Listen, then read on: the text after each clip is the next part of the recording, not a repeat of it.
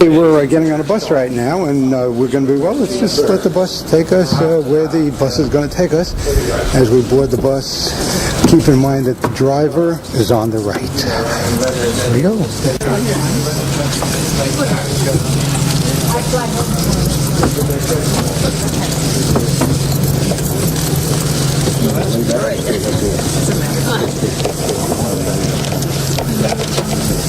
Yeah, we've been how about right here?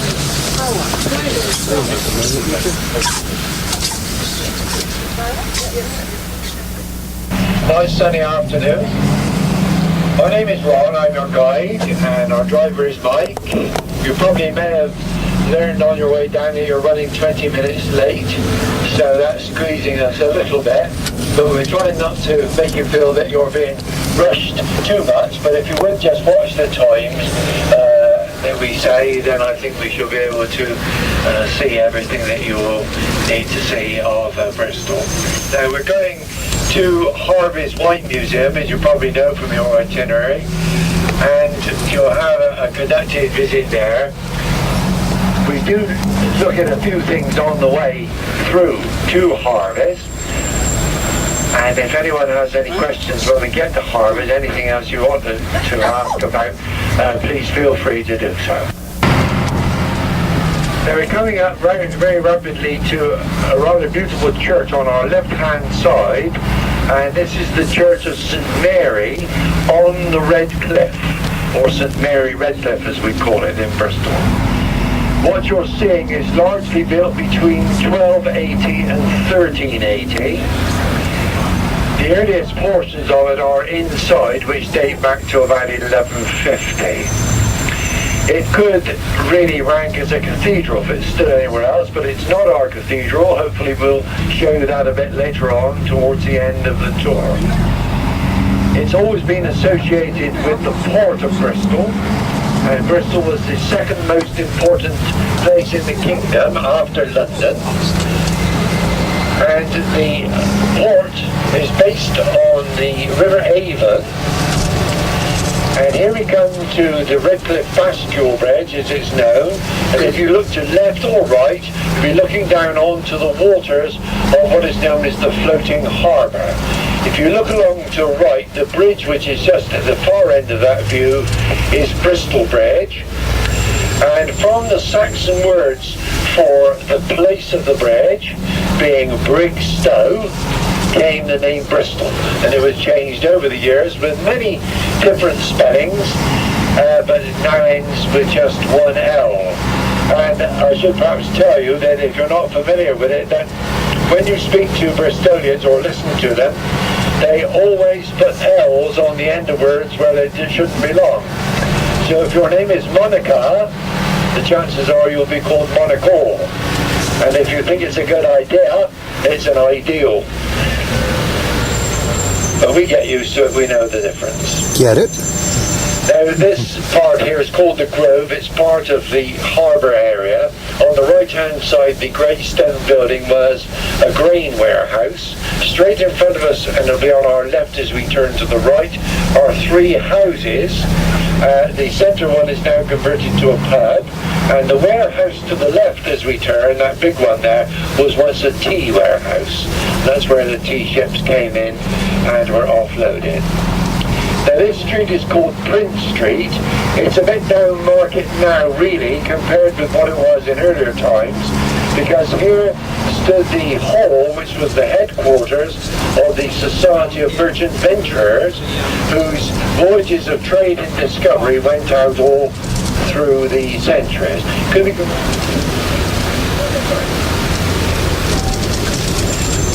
We're going just around the island here, and when we get to the far side on our left, we have this range of pink buildings, and these are almshouses. Here they are on our left now, and they were constructed to house the people retiring from the slave trading runs going out from the port of Bristol. And the fortune of Bristol was made out of slave trading.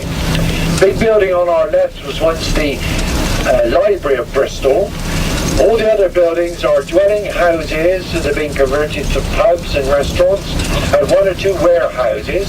And then just ahead of us here on our left, labelled the Bristol Old Vic, is the Theatre Royal of Bristol behind that facade, the oldest continuing playhouse in the kingdom, dating from 1766. The big building just on our left now as we go by was once the headquarters of the Guild of Barrel Makers, the Coopers. But in 1970, that was made into the entrance foyer to the theatre. And the theatre auditorium is exactly as it was in the early days when it was constructed first, even down to the colour of the paint.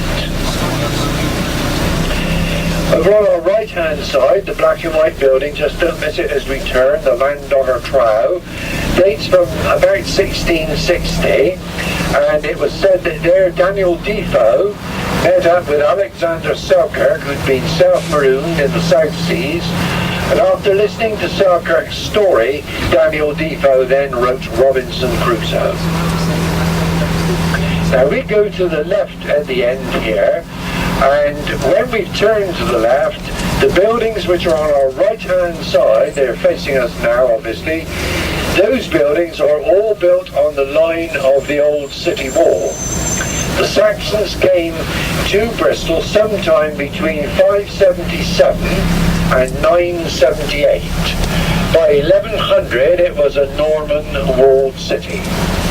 If we were following the line of the wall, we would go along and up to the right into that small turning, and just around the corner there at one time stood one of the entrance gates into the city. There's just one left now, all the rest have been destroyed.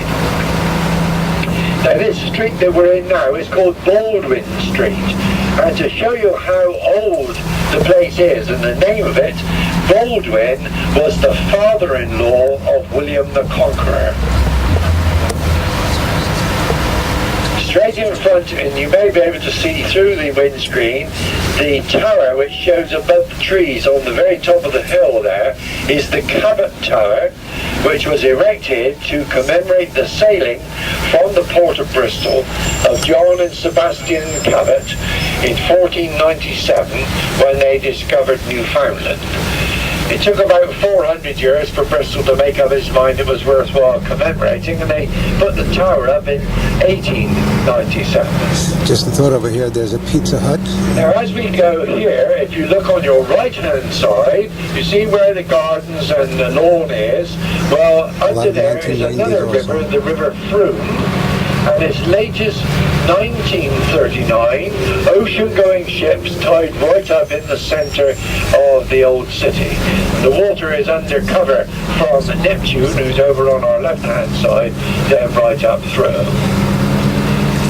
In the old days, of course, the sailing ships came in, and it would be possible when the port was full to make your way across from one side of the water to the other by crossing over the decks of the ships. Later on they put a drawbridge across, and the drawbridge near enough was where the central pathway is between the gardens. If you look up on the building over on the left-hand side, you'll see there is a model there of an Indian chief, and that is a replica of the figurehead of a ship, which at one time stood on an old building, which was destroyed in the air raids in 1940. Me and my girl are playing here, Andrew O'Connor, Rebecca Thornhill, Musical of the Year. Every year, the Musical of the Year. People queuing up. There's a Pizza Hut on the left, a boot pharmacy. Now as we move forward, if you look over on your right-hand side, you see the top of a church tower showing above the office building. That is a church dedicated to St. Stephen. It's now the parish church of Bristol, and it's rather unique because it's got about 40 square miles of sea within its parish boundary. And so it's really responsible for the seafaring people that come into the port of Bristol, but the port of Bristol now is about 6 miles away at the mouth of the River Avon, with a very large deep water dock at a place called Porchbury, which is just the other side of the River Avon also. We're going up some narrow streets now. Veering left.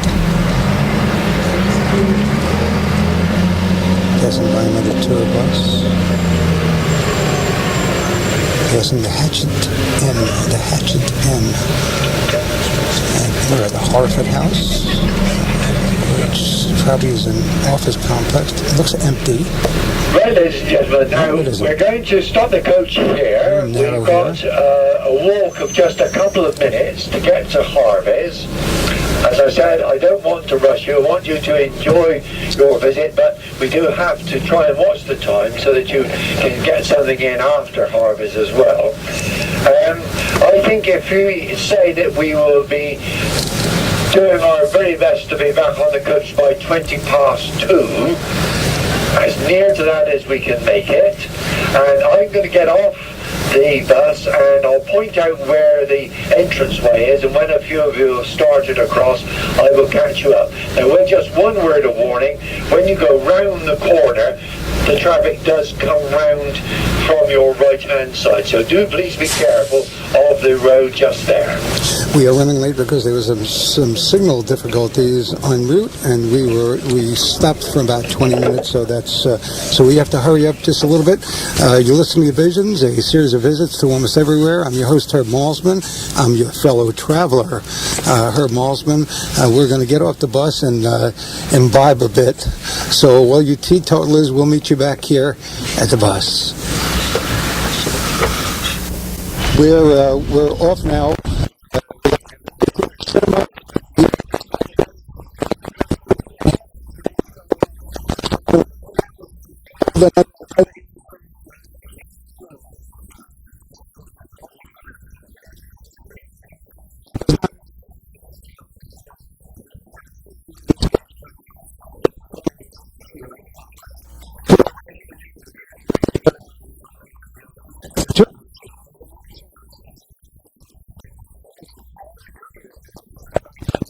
Okay, do you enjoy it? I mean, you're constantly meeting people. As a Bristolian, you show it off. A Bristolian, that's ideal. How many years? Okay, ideal. How many times have you been to Harveys wine cellars now? Oh, hundreds, I suppose. And it's still very interesting, and you'll see inside some very fine examples of the glassware of Bristol. Bristol was a glass making centre, and I'm sure you'll enjoy that. And I've been in the glass trade as well, so it's a double joy for me to come and look at it every couple of weeks or so. Yeah, like coming here, and also I had to supplement your narration a bit, your guided tour, by mentioning that there is a Pizza Hut and a cinema, so we're very 94 also. Okay, we're going to head in now. Thank you very much, Ron Snook. Okay, you're very welcome. Thank you. Okay, we're in the Harveys Winery and Museum now. We're passing by a plaque over here by appointment to Her Majesty Queen Elizabeth II wine merchants. And you have the casks here, the wine bottles. We're going down a spiral staircase, it seems, with a brass banister. Okay, if we hear the fire alarm ring sounding continuously, we'll leave by the nearest exit and report outside main entrance. And we're passing by. We're coming through again, bottles. Empty is here. They look like, no, they're not empty. Yes, they are empties. We're looking at various photographs of how the Harveys wine is shipped and kegged and whatever the terms are. I'm not much of a drinker, so please mind your head over here. There are some low-hanging pipes. We're coming through, we're looking at a cask right now, a fine example of the Spanish Cooper's odd double butt, capacity approximately 216 gallons, and downstairs we go. What is wine? Well, wine is the alcoholic beverage obtained by fermenting the juice of freshly gathered grapes in the district of its origin and according to local tradition and practice. Oh, there's something happening here. Let's move along. Dates back to the 13th century, and they formed part of a monastery. But the House of Harveys was founded at the end of the 18th century in 1796, to be precise. And at that time, Bristol was the second largest port on the British Isles, second after London. The ships used to come right into the centre of Bristol here, just a few hundred yards away from here. So this was a very good place to start an import business. And John Harvey first, founder of the company, only had a few steps to walk down Denmark Street before he was able to inspect the butts of sherry and the pipes of port which came in on the ships from Spain and Portugal. The barrels were then rolled off these ships down Denmark Street and into these various cellars here. So we traded from these premises from 1796 until 1960. By that time we realised that these premises were getting a bit too cramped. It's difficult to get large lorries around the small roads in the centre of Bristol, let alone the coaches. So we decided to move out from the cellar, and this left the cellars empty. The cellars were divided into two. In 1962 the restaurant was opened. The restaurant is behind you on the left, is a little door to the restaurant bar. As we are wine merchants, as well as sherry shippers, we're able to offer a very wide selection of wines. We have, I believe, over 300 items in the wine list. The restaurant. And I think somebody's actually left the wine list out there.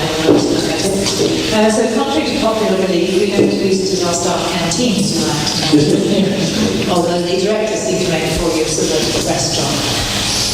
The other half of the cellars that you're visiting was opened in 1965 as Harveys Winery. It's the only one of its kind in the UK, and at the moment about 20,000 people visit us a year.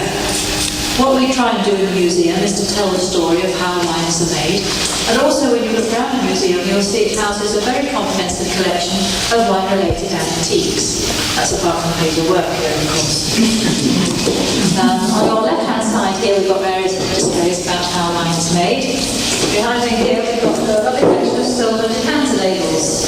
These were used to adorn the crystal decanters, which became fashionable in the 18th century.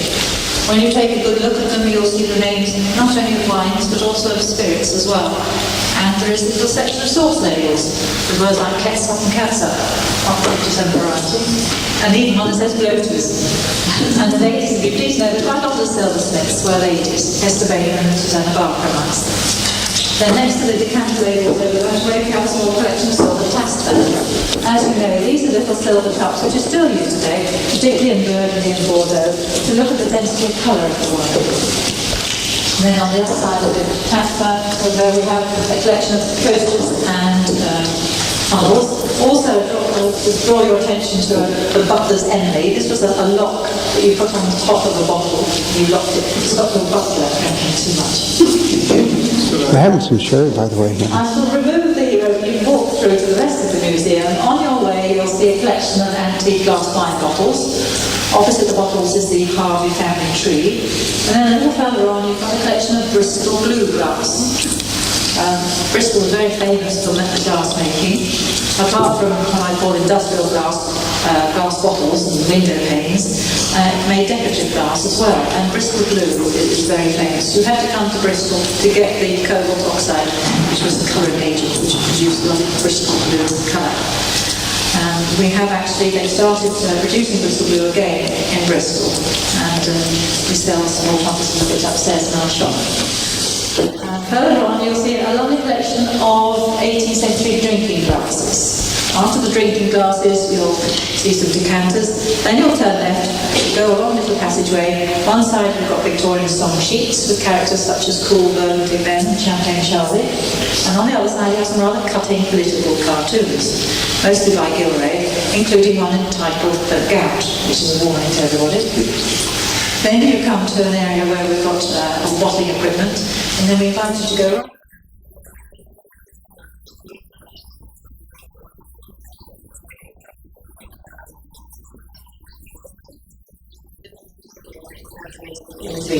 We have provided you with a rather stupid mock quill pen.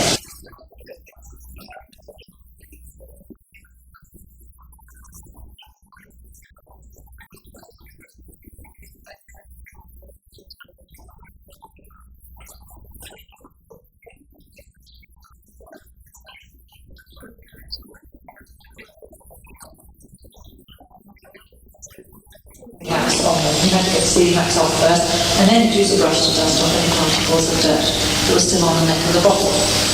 So you eventually go back up the same way as you came in, and hopefully you'll stop in our little shop. And remember, it's Father's Day soon, so you might try something in the shop. Anyway.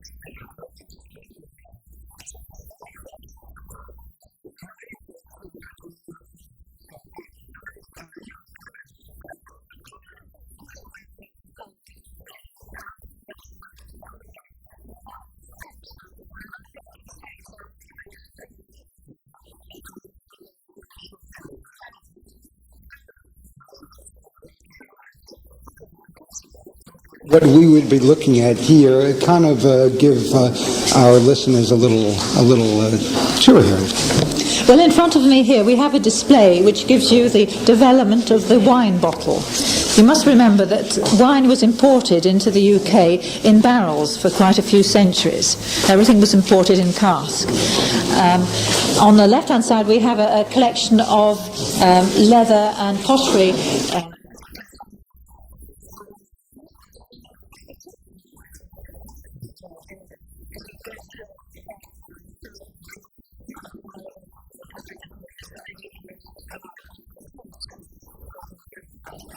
And then here we have a collection of early English. These are, believe it or not, glass bottles. They look ceramic, though. They look ceramic, but they're very early glass.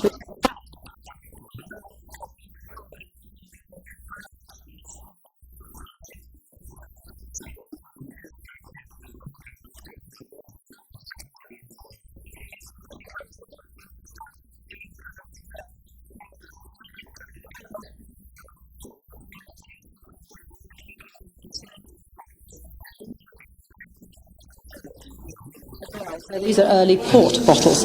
If you were rich enough, you had your own bottles made for you specially. Mm-hmm. And when the glass blower was making a bottle, he would get a blob of glass, put it on the side of the bottle, and then impress it.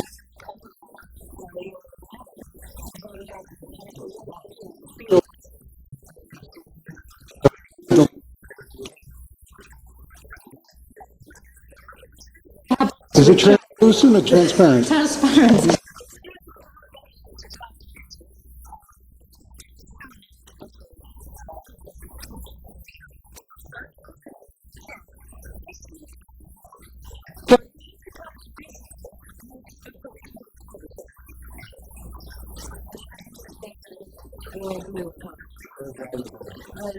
Yes, and there was a gentleman called William Cookworthy who actually bought the supply of this cobalt oxide. It was called schmalt, and he bought it after the 7 Years' War from the Saxon schmalt works.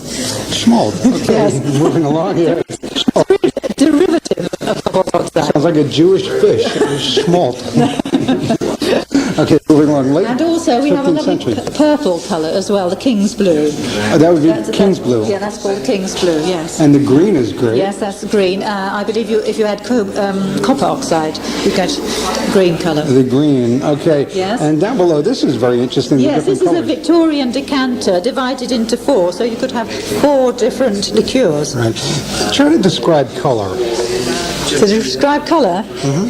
It's very difficult to describe colour if you've never seen colour. I mean, blue of the sky, but if you haven't seen the sky, it's very difficult. Right. That is my.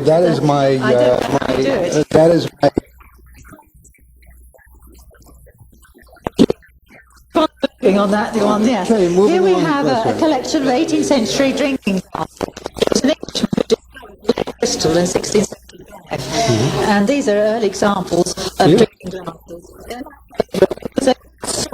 The experts call them steps. They're a bit like the balusters of the shapes of silver candlesticks or balusters. They're beautiful, and I'm sure very weighty. Yes, they're very weighty. Very solid in your hand. Then you get much lighter and very engraved. Oh, this guy must have had a good time. Yes, these are very large glasses. You drank a sip from the glass and then you pass it on to your next door neighbour. Can't do that today, though. I mean, people would kind of shy away from that. More green here. Yes, more green. And this is lovely right here. Yes, this is rather splendid. This is a double coaster wagon. You've got silver and then you've got gold on top, silver gilt. Somebody like the Duke of Wellington would have a display like this on his table. Well, we went to see the Crown Jewels the other day at Tower of London, and the gold and silver combination, so it looks like the same combination there. Okay, Magnum decanter. That's right. Here we have the development of the decanter from something that I wouldn't give you tuppence for, but never mind. Mm-hmm. We call carafe these days, which is made of soda glass, which is a slightly milky in colour. Mm-hmm. And then you have the lead crystal. Of course, lead crystal is much more brilliant than soda glass. It's more resonant and it's easier to engrave. Describe a lead crystal. I'm looking at Masonic decanter, and as you describe that, describe lead crystal. Well, lead crystal is a bit like the natural quartz. It's a brilliant glass, and it's It's transparent, yes, but it's easier to engrave. And this is Masonic. It's etched, It has, engraved. yes, it's engraved with Masonic emblems. Yes, I see the Star of David over there. Is that right? that's right. Yes. Okay. Yes. Okay, so moving along, I don't want to keep you. No, that's- we're on the moving into the left-hand side. bottling and cooperage displays. Okay. But before that, we go through a tunnel. We have rather cutting political cartoons on one side. We've got a cartoon denoting Prinny. He waited for so long to become king, he overindulged and everything. And He's a rather exploded. bloated person there. And all the vices are alluded to in this particular cartoon, Right. but I won't go into them all. But you've got eating and drinking for a start, Right. and then debts of honour. Yeah, we seem to have just gotten a little interference, and I just want to repeat that we're going through a tunnel with the drawings on either side, cartoon drawings, and we're heading for the cooperage displays, I guess. That's Okay, right, and some yes. more. We're just kind of passing by various forms of gorging here. Boy, this guy's busy. Yes. And eating and drinking, and these guys are having a good time. And what is That's right. this over here? Well, this is meant to depict the gout, which is very painful. If you've ever had the gout, you'll really certainly know about it. Basically, it's crystals, uric acid crystals, which get stuck in the joints. And usually they get stuck in the joints around the big toe. And this is a lovely picture of somebody's foot with a kind of devil eating it. And it must be very painful. Not to knock it, but doesn't that come from overindulgence? Some people say that, but in fact you can get the gout without drinking one drop of alcohol. Okay, I'm just not. I know. I'm not just saying hey, but that's what I heard. Okay, this is rather lovely. This guy is having a bad day. Yes, What's he it is, happening? yes. This is denoting the difference in duty between Scotland and England. And they were rather annoyed, so they hung this poor chap. Poor guy. What is hair of the dog? That's the hair of the dog that bit you. That's when you've had to have sorry. When you drink too much and the next day you still continue drinking. That's the hair of the dog. Okay, we'll work out that. Oh, this is very nice. Yeah, you're having a good time, huh? Yes, I'm having a good time. And no Yes. relation to the jockey. No, that's right. No relation to the jockey. Here we have a display of bottling equipment. On this side here, you've got a very, very early corking machine. Somebody used to sit astride the bench. You used to compress the cork with this instrument here. It's oh, I see. It's you made the cork in there. It's like a little. There's a cutout, a cork shape, and it's like an iron, like Yes, you're a just press. compressing the cork before you put the cork in the neck of the bottle, and then you've got a hammer and you bash the cork into the bottle. So it's a cork material that was shaped into that right midway through this, sort of like an iron press. There's a cork shape, and then that's the way the cork is formed. And then, oh, good, I figured out. See, that's why I always need somebody with us. And then we've got a machine that compresses the cork and actually puts the cork into the bottle there. But of course, in Spain, where we do all the bottling, we're far more automated nowadays. I'm sure. There's a photograph of them bottling in these cellars. Okay. That's rather, old-fashioned. And I see push bar to open. I thought you had a bar here, emergency exit only. Yes, that's emergency exit, yes. Okay, now we're going to the lecture area and Unicorn Tavern. Tavern, Okay, that's now right. we have to please mind our head. Yes, We're going yes. down a tunnel now and walking downward here, sort of down a slope, sort of like an access slope. That's anyway. right. And All coming the through. houses in the centre of Bristol, you must remember we're very near where the port was, and all the houses in the centre of Bristol have got cellars. The first cellar you came into dated back to the 13th century, 1230. And what's This cellar the here is only relationship- 18th century. What's the relationship between the cellar and the port? Why does... To store goods. I see, okay. Store goods. Okay, got it. Okay, we're coming through a fight. There's this contrast between the old and the new all the time. Yes, The it's- Tower of London, they were busy working, but moving computers in, and the truck was there. So I love that relationship there, how the eras seem to be getting along just swell. That's right, yes. And here we're just coming into the Unicorn. Now this is a reconstruction of an Elizabethan inn, because it must be over 35 years ago, when these were still working cellars, the directors decided they wanted a convivial place in which to entertain their guests. And it was difficult to offer their guests a glass of wine if they were watching somebody actually bottling it. So they commissioned the Unicorn. This was originally a claret bottling cellar. It's been divided into two, and somebody had the lovely job of looking around the countryside and buying old pieces of furniture. Everything inside the Unicorn, apart from yourself, I should hasten to add, and the Formica counters behind, is old, but not all from, or antique, should I say, but not all from the same period. Okay. But I think you'll agree, it gives an impression of a nice old inn. Very nice. I was kind of looking to have a pint somewhere in London where there'd be a grizzled old guy sitting, laying in the table, and guys drinking old drinking songs, but everything is brand new, so I couldn't find that image. The thing I was looking for. Was there a hall? We have a picture here of what the centre of Bristol used to look like. You see, that is the river there. There are two rivers. There's the Avon and the Froom in Bristol. And the ships used to come right into the centre of Bristol. That's all been covered over now. Is that called a floating dock or the floating something? That's a bit further away, yes. Okay, what is the floating dock? Bristol is about 8 miles away from the sea. The River Avon curves a lot. In the 17th and 18th century, of course, Bristol was the second largest port of the British Isles. But as you know, the ships got larger. The river, of course, is tidal, and it was difficult. Half the day, the ships at anchor used to be kind of on their sides in Bristol. So the worthers of Bristol decided to make a floating harbour, you see, so that the boats could be upright all day long in the harbour, you see. But unfortunately they took so long doing this that by the time they got their act together, other ports like Liverpool had got their act together, and that's why Bristol is no longer an important port. Okay, I guess that takes care of the tour. And was there a Harvey, and who is Harvey? Harvey, yes. John Harvey. We still have a John Harvey the Fifth today. He's in charge of our wine merchant section, but the company was founded by John Harvey the First, yes. He was the son of a sea captain, but he didn't like the sea like his father, so he decided to be apprenticed into his uncle's trade, and he built up the business. Right. Son of a sea cook, no. Son of a sea captain. Yes. And your earrings are cobalt blue, I guess. That's right, yes. My earrings are Bristol blue, yes. Bristol blue. Made in Bristol, yes. Okay, now I remember your last name, but I'm sorry, not your first. Margaret. Margaret Yes. Piggott. Yes.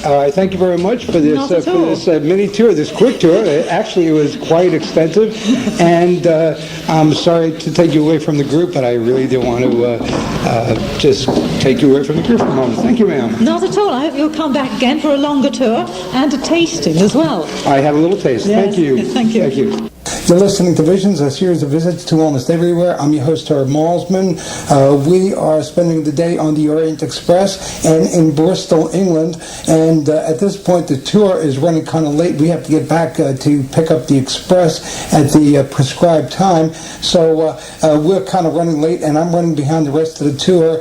And the next panting you hear is me chasing Ron Snook, our guide, up a hill to get a first-hand description of our next site. Follow me. Church of St. Mary on the Red Cliff, or St. Mary Redcliffe as we call it in Bristol. What you're seeing is largely built between 1280 and 1380. The earliest portions of it are inside, which date back to about 1150. It could really rank as a cathedral if it's still anywhere else, but it's not our cathedral. Hopefully we'll show you that a bit later on towards the end of the tour. It's always been associated with the port of Bristol, and Bristol was the second most important place in the kingdom after London. And the port is based on the River Avon, and here we come to a call. And if you think it's a good idea, it's an ideal. But we get used to it, we know the difference. Get it? Now this part here is called the Grove. It's part of the harbour area.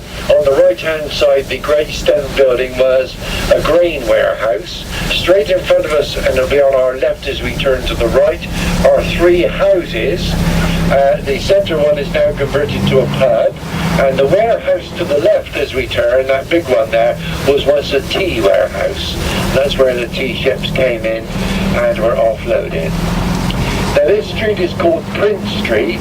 It's a bit down market now really compared with what it was in earlier times, because here, so that's squeezing us a little bit, but we're trying not to make you feel that you're being rushed too much. But if you would just watch the times that we say, then I think we should be able to see everything that you will need to see of Bristol.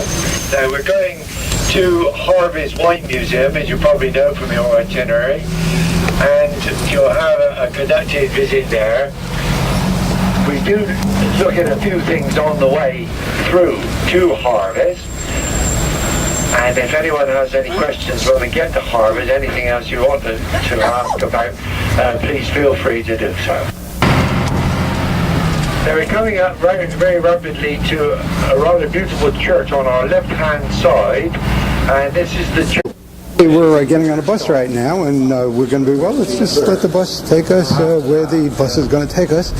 As we board the bus, keep in mind that the driver is on the right.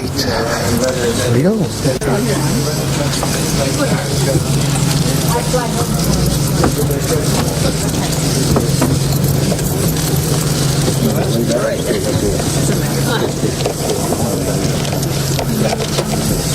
Yeah, we've been to How about right?